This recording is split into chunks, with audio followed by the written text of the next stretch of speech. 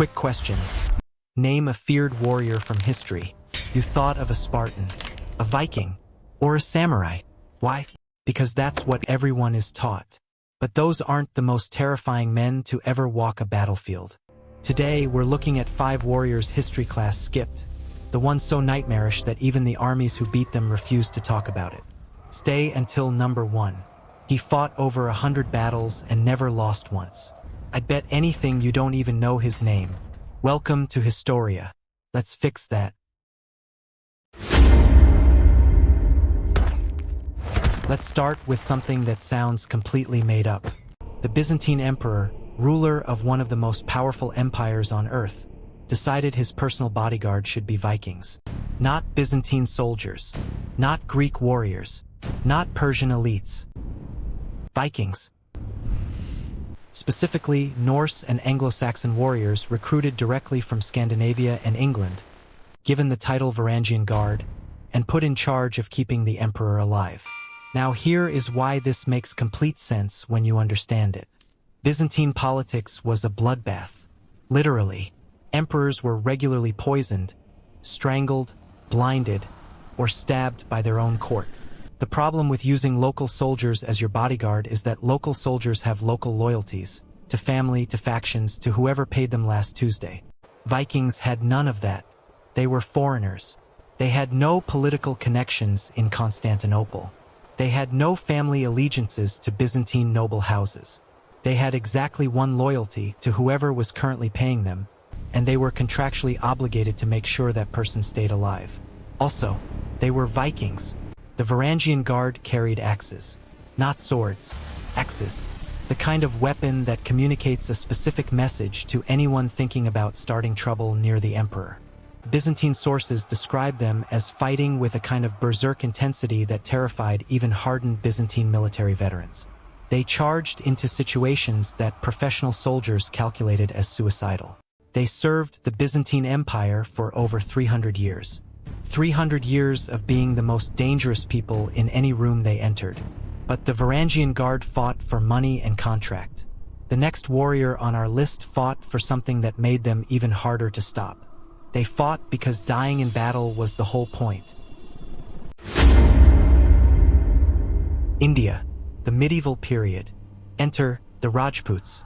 To understand the Rajputs, you have to understand a ritual called Saka.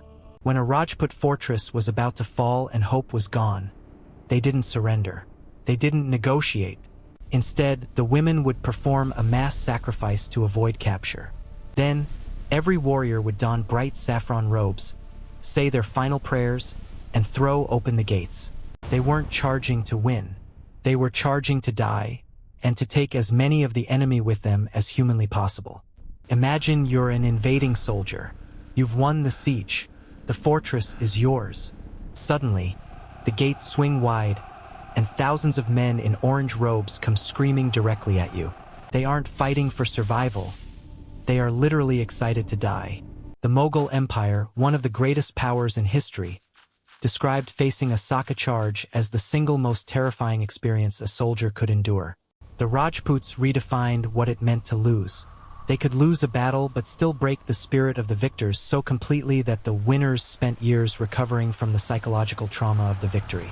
You can train a soldier to fight an enemy. You cannot train them to fight an enemy that has already accepted death. But as terrifying as the Rajputs were for how they died, our next warrior was terrifying for what they did to you while you were still alive. Next on the list, the Aztec Jaguar Warriors. To join this elite caste, you couldn't just be a killer. You had to capture, not kill, at least 4 enemy soldiers in live combat. Think about how much harder that is. Most armies want you dead. The Aztecs wanted you alive. Their entire religious system demanded a constant supply of human sacrifices, and the Jaguar Warriors were the primary suppliers. This created a terrifyingly precise style of warfare. When the Spanish conquistadors arrived with steel armor and gunpowder, they realized they weren't fighting typical soldiers. They were fighting hunters. Jaguar warriors didn't swing wildly. They targeted the face, the joints, and the tiny gaps in Spanish armor with surgical precision. They weren't trying to end your life on the field. They were disabling you so they could drag you away. Hernán Cortés, a man who fought across Europe and Africa, wrote home describing them as the most disciplined and frightening soldiers he'd ever encountered.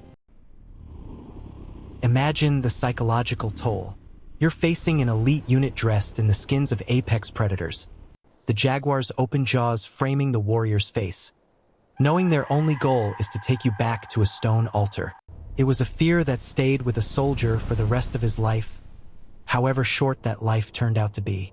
But while the Jaguar Warriors were an elite system, the next man on our list was a system all by himself. One man, one campaign, and every army that stepped to him went home in pieces.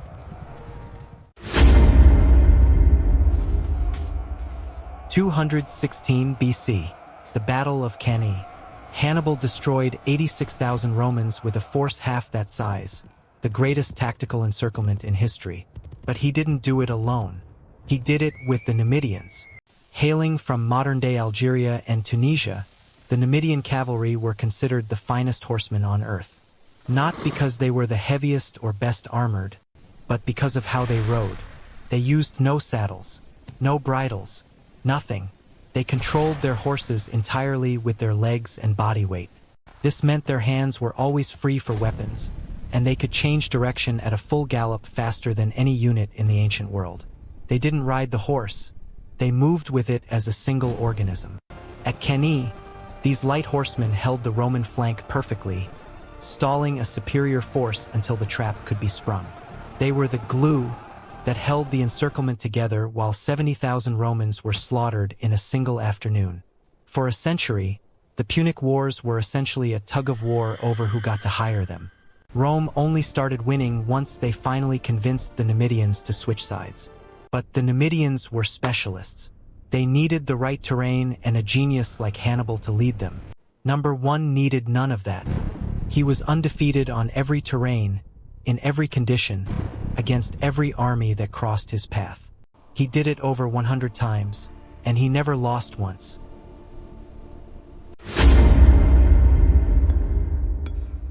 Before I reveal number one, understand what undefeated actually means.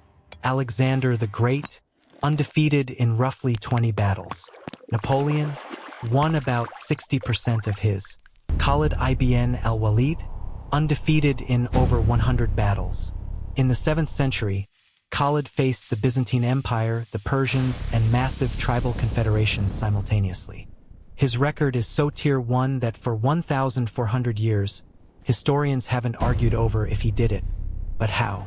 His secret was speed. Khalid moved faster than the logic of medieval warfare allowed. At the Battle of Walaja, he executed a perfect double envelopment, the same complex maneuver Hannibal used at Cannae, except Khalid improvised it on the fly against an army that vastly outnumbered him. His enemies gave him a title, Sef Allah, the Sword of God. They needed a divine explanation for why they couldn't stop him. The most nightmarish part? After 100 battles, Khalid died in bed of natural causes. He reportedly wept at the end, not out of fear, but because he wanted to die a martyr in battle, and history simply refused to let anyone kill him. 100 battles, 0 losses, 1 quiet death. History is genuinely unbelievable. 5 warriors. 5 stories your history teacher skipped. From Vikings who guarded emperors for a better paycheck, to Rajputs who chose a saffron-robed death over surrender. From hunters who fought to take you alive, to horsemen so elite that 2 superpowers spent a century fighting over them. And finally, one man who went undefeated for his entire career, and died in a bed, furious that nobody could kill him. Here is the truth behind all 5. The most dangerous person in a conflict isn't the one with the most weapons or the most soldiers. It is the one with the most clarity. The Varangians knew their job. The Rajputs knew their code. The Jaguars knew their purpose. The Numidians knew their role, and Khalid knew his gift. Clarity beats numbers. Every single time. That is either the most inspiring thing you've heard today, or the most dangerous, depending on what you plan to do with it. This is Historia, where the past isn't just a story, it's a warning. If this hit different, subscribe and hit the bell. The next one is already in production, and I promise you, it's just as wild. You don't want to miss what's coming.